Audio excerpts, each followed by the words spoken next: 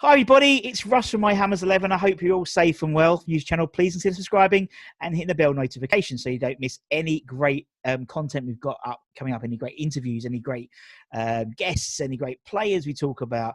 Make sure you hit that bell icon. Today is a landmark day for the channel. It is our 100th guest, and I've kept a good one back for the 100th guest.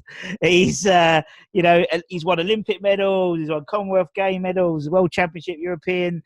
It's Kriss bloody Akabusi. Hi Kriss, how are you doing?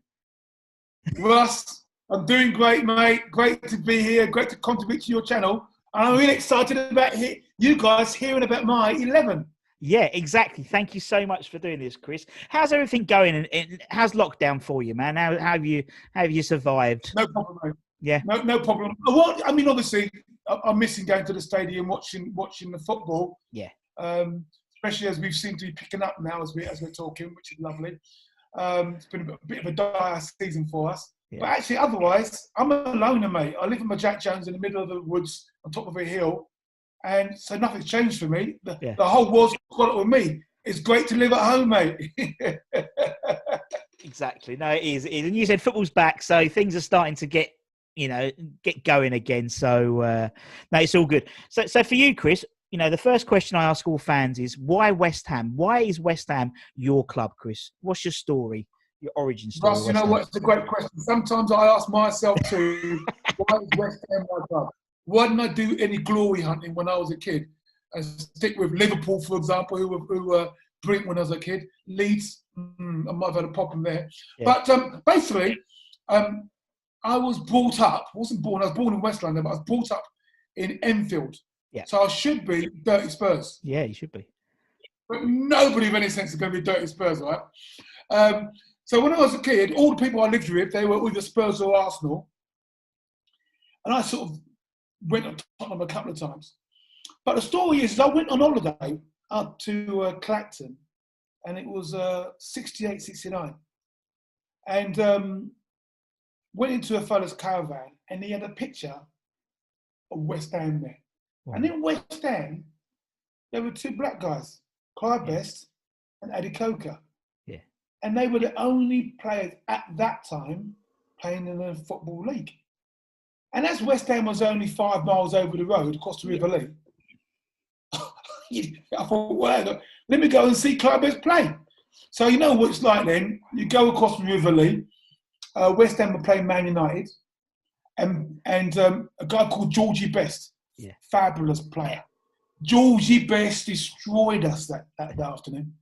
Absolutely destroyed us. But I was in the North Bank and the singing was just brilliant. Actually, West Ham fans were at our best when we were getting hammered. And the banter was absolutely brilliant. And we had, it was in the North Bank, it was standing room only, and when we scored, everyone got rushed to the front and rushed to the back. It was just a brilliant ride to be in East London. Boys were singing, we were getting hammered, we didn't care, and that was it. I was West Ham then for the rest of my life. Yeah, and you're right. We're not in it for the football, Kriss, are we? So, we have great days like this season. We've turned over Chelsea twice. Yeah. That's typical West Ham. Yeah. We can be on a stinker and then have a glorious moment, turn over Chelsea, could be Man United 1 year, Chelsea the other, Liverpool the other, and it's glorious. And I think actually, when you're a West Ham fan, because you get so many lows, you really appreciate those highs. And you are buzzing. I don't know. Oh, in fact, I do know. I wouldn't swap Liverpool at their best, Man U at their best, City at their best, when you complain the 1 or 2 games that you lose a season. Yeah. No. Be West Ham, complain all the time, and go ballistic when you beat Dirty Spurs, Chelsea, Manure, Liverpool. Go ballistic. You're so true. It's so true. It's so true. The lows are very, but the peaks are just like, and that's it. But you're totally right. And Russ, it's great because you can get your digs in. I've got a couple of Chelsea mates, and I've been getting my digs in. And they're like weeble wobbles. They come back up, dig in. come back up, dig in. It's just great fun. We have to enjoy the highs when we get them, man, innit? And that's so true. And that's so true. And who knows? One day, I agree with you. I don't want to. I mean, we're never going to win the league. We're never going to. A good cup run here, and that's all we want as West Ham fans, to be entertained. And it's that. And what I think people miss, and what's been quite nice actually, is now doing this channel. I'm sort of more part of a lot more like Facebook groups and stuff like that. And you can see we talk about the West Ham family, but it is so true, particularly in these times we're having a live football. To go and see, it's so nice to see everyone in communities and talking and, nice sort of friendly banter and stuff. It's brilliant. And it's so true. I don't think any other club's got it. I might be biased, but I don't see any other club having that level of support with it amongst their fans. I'm sure. I'm sure other clubs. I'm sure they do. Yeah. But I think where you were going, you see the thing with West Ham, and I feel sorry for the West Ham generation that's around now because they haven't seen it. But when I was a kid, Alan Taylor, 75, FA Cup, bam, bam. Yeah. You had your cup one. That's West Ham. Yeah. Or 1980, Brooklyn against Arsenal, snaking his head in. Yeah. Boom, get in. You got your cup final. 86, glorious league run. Yeah. Get to third. You've had your adrenaline buzz, and you thought you could make it. Even you remember 2006 against Liverpool. Yeah. 3 minutes from the final, and I'm turning to my mate. We're gonna win the FA Cup. Oh, Gerrard! That's West Ham. Yeah. But you have in the moment. You're in your stadium. Or the playoff finals. So that's I think that's what I live for as a West Ham. Yeah, no, I agree. You do get those cup runs. You do get that. Well, hopefully no more playoff finals. Like if we did go down this year, we'd be hoping for a playoff final, and that's our moment. That is West Ham. Yeah, you're totally right. But I mean, you forgot the Intertoto Cup in 1999, Chris. I can't believe you missed that. European glory. Two Bob Cup. Oh, mate. Oh, but as you said, it is being a West Ham fan. You got to take. It's not thick and thin. It's more thin than thick. More thin than anything, mate. I know. But you know what, Russ? I mean, I've had stick before from West Ham because I don't like a bubble song. I don't like it. The song is just so negative. It's true. And I think we live down to it. Yeah. Fortune's always hard, and I've looked everywhere, and just like my dreams, they fade and die. Yeah. We're better than that.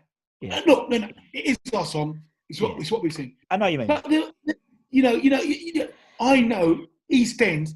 We could come up with some magic stuff. Yeah. But anyway, it is what it is, and that's one of the lows I take with the highs of being West Ham. Yeah, and you're totally right. Our big war song is about bubbles fading and dying. We've already put ourselves on the back foot already, haven't we? It's like exactly.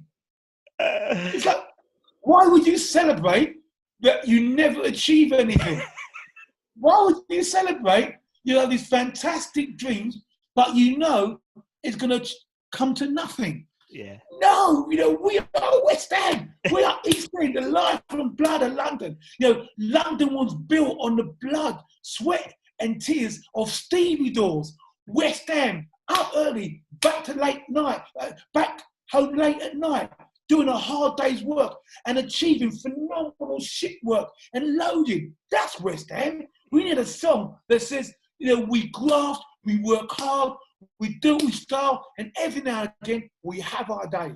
That's West Ham. I totally agree, Chris. I totally agree. I can't deny it. I think it's great. As you said, it's a heritage thing, but it's a defeatist attitude we go into games to really win. But it is what it is, isn't it? There's another one. Yeah, because it will come with my team. Yeah. I loved it, for example, when we had Payet playing for us. Yeah. And the song that we had for Payet, so positive. It was so great. And I used to love singing it. But I know, but but it's like it's funny how you look at songs. I look at the song almost out of disbelief as well. You know, we've got Yeah, Payet. I just don't think you understand. You know, yeah, exactly. where's he? You know, rather than Yeah, we've yeah. got him. It's almost like, geez, you know, how have we got Payet? It's Hey, Russ, you're spot on, mate. You're spot on. that's true. He's like, what's he doing? What's he doing with us? What's he doing? I just don't think you understand. This is West Ham. Wait, did he get lost? Did he get lost? Did they drop you off at the wrong place? It's like you're right. It was. It was just that. It was one of those random. Again, a West Ham random story. We got this guy. He was languishing in Ligue 1. He was doing. I mean, to be honest, he was still like, you know, top of the charts in European stuff. But yeah, he just came on. He's like, you know, for £10 million or whatever, and he was like, what? He's like, this guy's mesmeric. Let's get onto the team because I think I'm looking forward to this. Yeah. So it's your. No, it's good, man. No, it's cool. That's cool. Obviously, you know, we try and. The only caveat is you have to be alive to have seen them play, basically. And I'm being funny, Chris. You're an experienced fan. We call them experienced. Yeah. So you've got a nice spread. You've got a nice spread of players. Now, I've got an understanding you've got quite an unusual formation. So. Well, I've worked on it since. Oh, brilliant! So I have fitted it into a 3-5-2 or 4-4-2. Yeah. Probably going to be a little bit vulnerable down one side.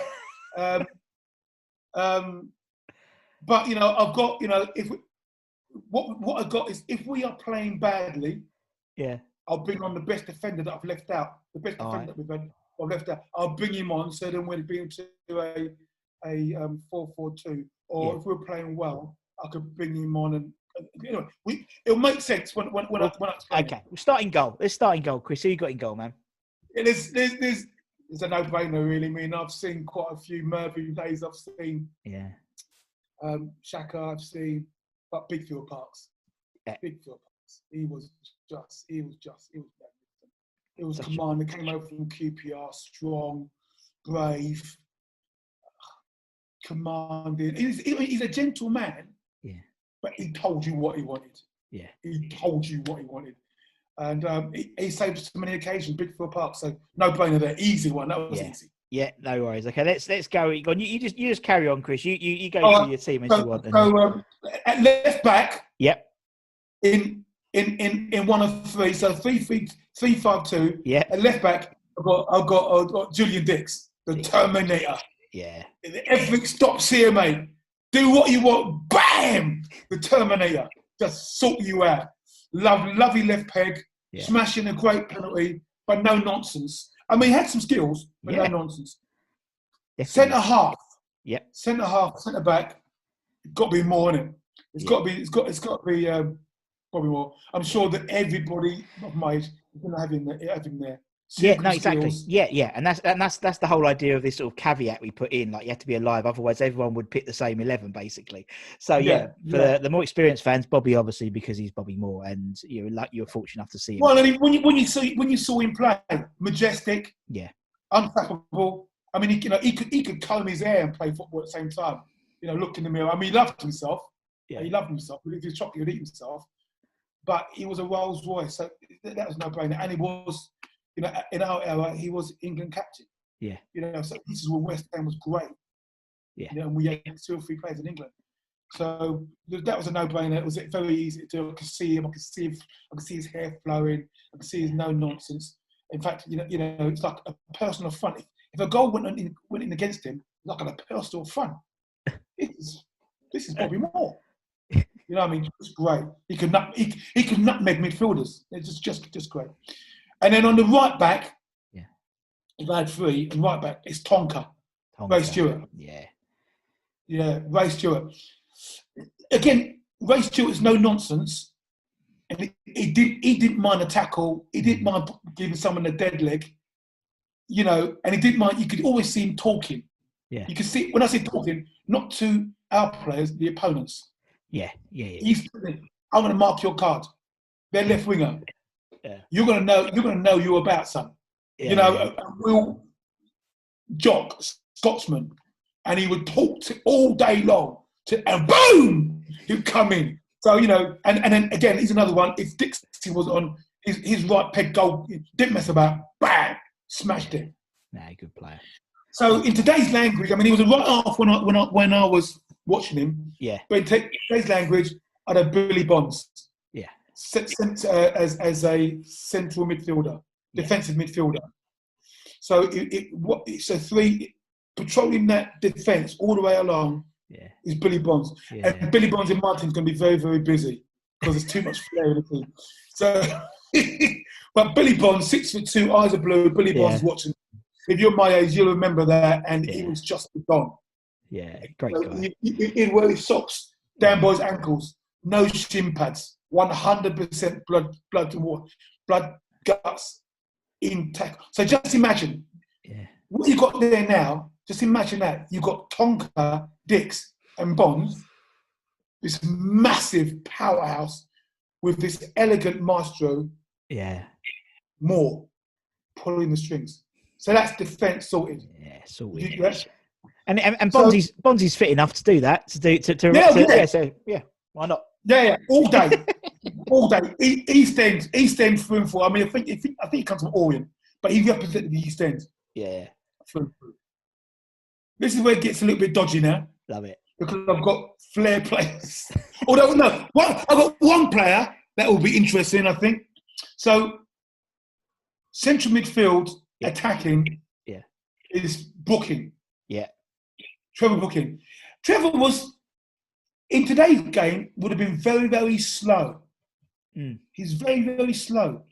And even though you knew what he was going to do, you couldn't stop him doing it. I mean, you knew what he was going to do.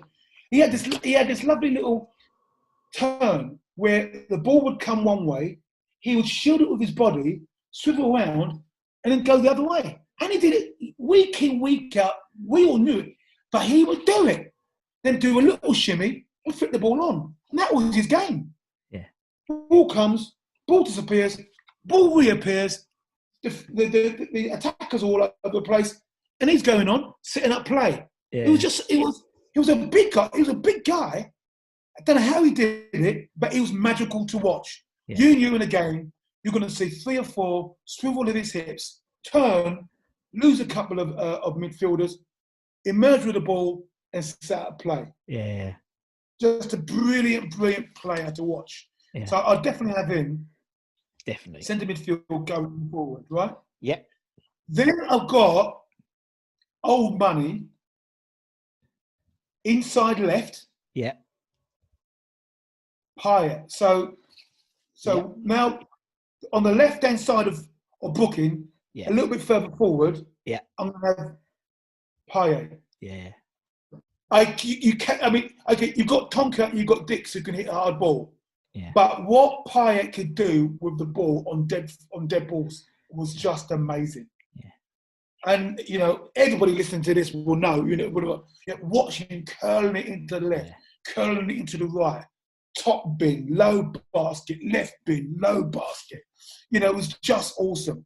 And of course, his amazing runs. Yeah. The way, again, I mean, low centre of gravity, almost fall over, get it back up, dribble around again, pull it back, fourth turn, go the other way, do a Rabona. I mean, it was just magical. Yeah, he was, and he was again. He wasn't a particularly quick player. No, exactly. He just had, like Brooking, just had this ability to just beat men, and coming in, as we said, relatively unknown. Most foreign players take a couple of games to, 3 or 4 games to bed in. He was doing it first game, weren't he, against Arsenal, doing the, as you said, doing the Rabonas, doing the twists, and it was a privilege to watch him as a West Ham player. And also, what I don't think he got enough credit for was pinpoint accurate passes. That season, the last season in the Bolin, Antonio scored loads of goals with his head, because Payet put it on the sixpence. Yeah. Exactly. So Antonio knew exactly where to go. He would go pre-planned, run for the space, jump up on the sixpence, bam! Yeah. Gets in. So, he created a lot of goals for us as well, Payet. Not only did he score a load of goals, he created a load of goals. Yeah. He was brilliant. So Absolutely. Inside right, on the other side, I'm going to have Di Canio. Similar story, really. You know, Di Canio, flair. Yeah. What I like about Di Canio, he was greedy as well. My ball! Yeah. My ball! Give me the ball. I mean, him and Payet would have a field day. Yeah. But his ball. He wanted the ball. It was his ball. So I'd have him as inside right. Yeah, definitely. And you know, although for my opinion, Payet was probably the best technical player I've seen. For me, Di Canio was the best all-round player because I think you've got the skill, and Payet was probably there, but obviously you've got the passion, the drive.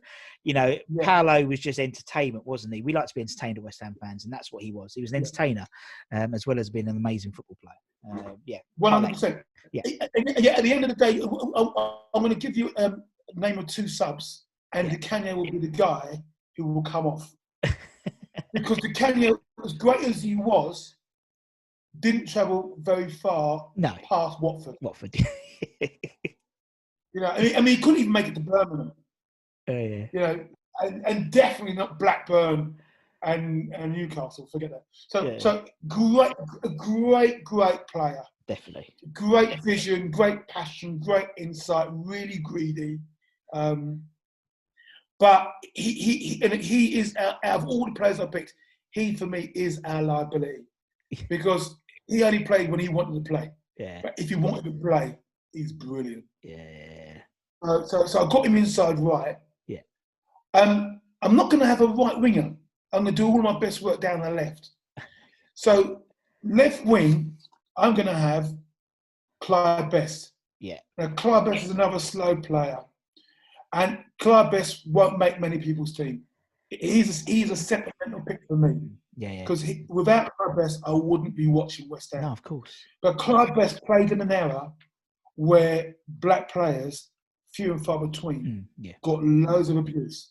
And yet he could play with loads of abuse from West Ham fans as well as opponent fans. So if he was having a stinker, or not having a stinker, if he made a mistake, he would take abuse from West Ham fans as well. But you know what? The guy got on with it, didn't crack, and would produce something on the day. He was another one.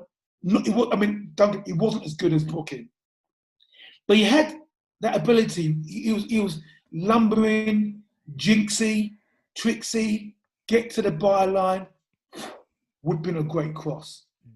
And so all I'd want him to do is hug that byline, get the ball, cut in, cross, cut out, cross. Yeah. So he will be delivering all of the weaponry for my next player. Sounds good. No, yeah, Clyde Best. And you're right. You're right about the sense. You know, a lot of people have picked him for that exact reason, rather than necessarily being, an outstanding player, but a player that's meant something to them. And obviously, he got you into West Ham. And as there's a guy that I interviewed, a guy called Simon Green, who he does a lot of work. He was the Wu-Tang Clan tour manager and stuff like that, and he always wears a West Ham shirt to all the concerts. That's the one, and he still gets people come up to him talking to him about Clyde Best and the impact he had on them as a black man, in the time, and it's incredible. It's absolutely incredible, particularly now, obviously with everything that's happening at the moment. Well, exactly. Speaking of, so like 50 years later, and you think about Lives Matter and stuff, this kid was doing it when racism was real in your face. And my centre forward is Big John Hartson. And, it's really tough because I've left out Cotty. He's on the bench. In an ideal world, I'd have had him on there. But Cotty. Oh, hang on. He won out. Yeah. Yeah, you got Hartson, Big John. Yeah, Big John. Oh, hang on, what have I done? Hang on. How many have I got there? You got 10, I think. I'm reading from the wrong script. Oh, mate. Hang on. Tonka, Moore, Dix. Yeah. Brooking, Rampart. Pyatt said. Yeah, Pyatt. You said Pyatt, Brooking, Di Canio, Best, Hartson. Yeah, I think you got one more player after that. So it might be a Oh, midfielder. great. Yeah, okay. Midfield, got another midfielder. Yeah. Yeah. Okay. So Hartson's my number 10. Yeah. John Hartson came from Arsenal. We were in trouble. Yeah, Hartson were fabulous. they were. They did you absolutely fabulous. And Hartson is everything you want in your centre forward. Mm. And one more thing, so people who watch it today, they got Andy Carroll. Yeah. Andy Carroll, problem with Andy Carroll was he used to get injured a lot. Yeah. Hartson didn't get injured. He was a battering ram, red-head Welshman, and he was a dragon. He flamed and he bossed the defenders and broke a nose, broke a rib, fought for the ball, chucked himself in there, had a phenomenal shot, made that 18-yard box his box. Yeah. If you're playing against Hartson, you're in for a game today, boys. Yeah. You're in for a game today.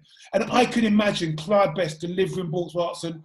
Sometimes he's knocking him in the net. Sometimes he's knocking them on for run-ons by Di Canio, Payet, or another midfielder that I've not yet mentioned. So, he could score goals, he could create goals. More importantly, he could create so much attraction in the box that your flair players running off stuff had space to do stuff. Yeah. I loved Hartson. Nah, yeah. So brave. Brilliant. And a big lad didn't go hiding. Nah, totally. Sometimes big boys go hiding. Yeah, I know exactly what you mean. Yeah, they can do. But no, yeah, Johnny Hartson, lovely guy. I mean, for example, a couple guy, Sebastian Haller, if he could get 10-20% of Hartson in him, would be amazing. Yeah, no, he's got all the bits. He's got all the pieces are there. It's just the right puzzle, isn't it? And I think when everyone's fit, I think there's the blueprints there. Haller was bought he played for Frankfurt in the front three. You've got a front three there if everyone's fit. You've got Haller, Antonio, and Bowen. It's there. Yes, all there. Yeah. Yeah, I'm with you. Yeah, I'm with you. Yeah, I hope we get to see that. That'd be great. Hopefully, it'd be nice. That's the plan, obviously. Clearly, that's the plan. Yeah. Okay. Yeah, we'll put Johnny Hartson in. Lovely guy. I've had him on the channel. Great guy. Right. Yeah. So Di Canio, I'm going to push him out to the right wing. Yeah. No. Yeah. Worries. Right. Yeah. So he's on the right wing, and Best is on the left wing. I've talked about Brooking. Talked about Bonds. Yeah. Right. Big fat Frankie Lampard. I tell you what, we're really bad to Frank, man. Frank Lampard was great for us. He was. Frank Lampard was great for us. I saw that kid come on. Fresh-faced kid. I loved his dad. His dad was great. Great right back. Frank was great for us. Goal-scoring midfielder who could do the box-to-box stuff. Yeah. Wasn't scared to put his foot in. Had nothing. Oh. No. He knows. He was brilliant for Chelsea. Again, it was good for us. Yeah. Great for Chelsea.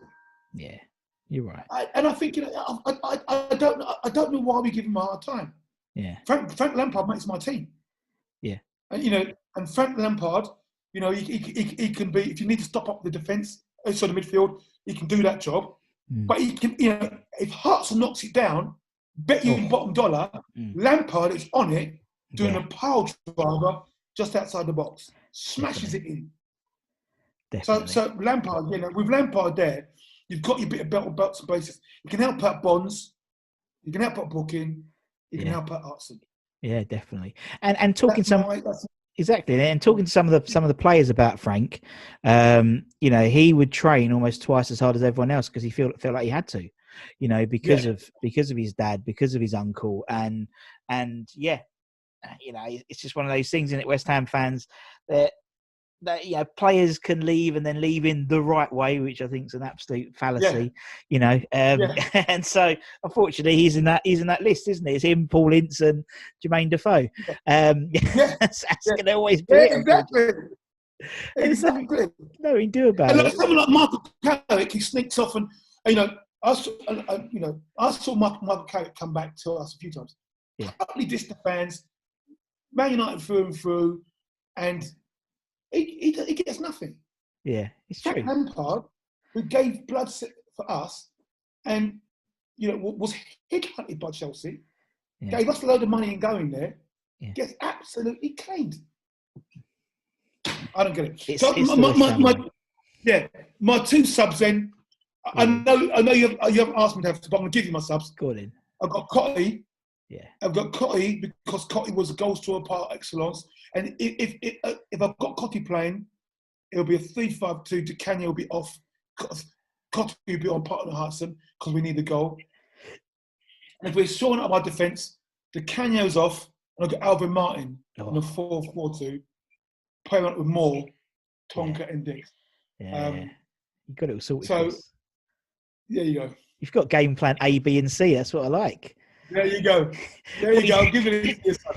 What are you doing at London Stadium? So you should pop down there, have a word. Have a word with David, see what's going on. I tell you what, the way David Morse is going, I could have done a great job, mate.